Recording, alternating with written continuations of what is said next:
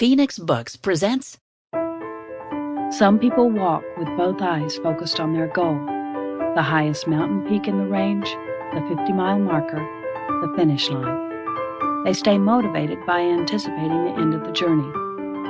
Since I tend to be easily distracted, I travel somewhat differently, one step at a time with many pauses in between. Occasionally, the pauses become full stops that can last anywhere from 2 minutes to 10 hours.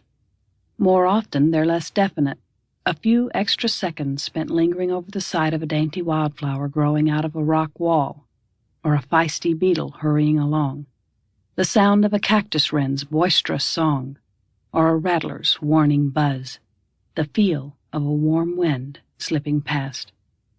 Invariably, my eyes are drawn to the ground, to the many intricate signs littering its surface.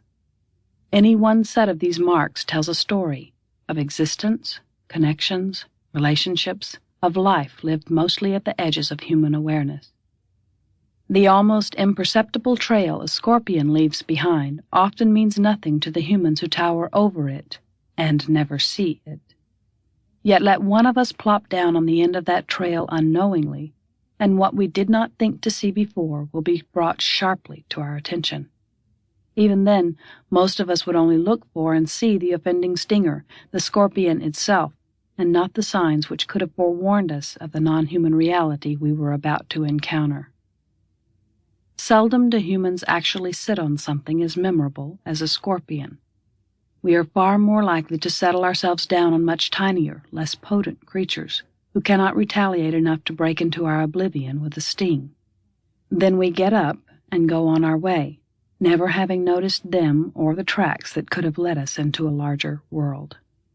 Trapped by our concepts and languages and the utter predictability of our five senses, we often forget to wonder what we're missing as we hurry along toward goals we may not even have chosen. I became a tracker by default, not design, when my tendency to be distracted by life's smallest signs grew into an unrelenting passion to trace those obscure, often puzzling patterns somewhere, anywhere, to their source or end or simply to some midpoint in between. But when I began tracking lost people, what had begun as an eccentric habit, following footprints on the ground, quickly matured into an avocation.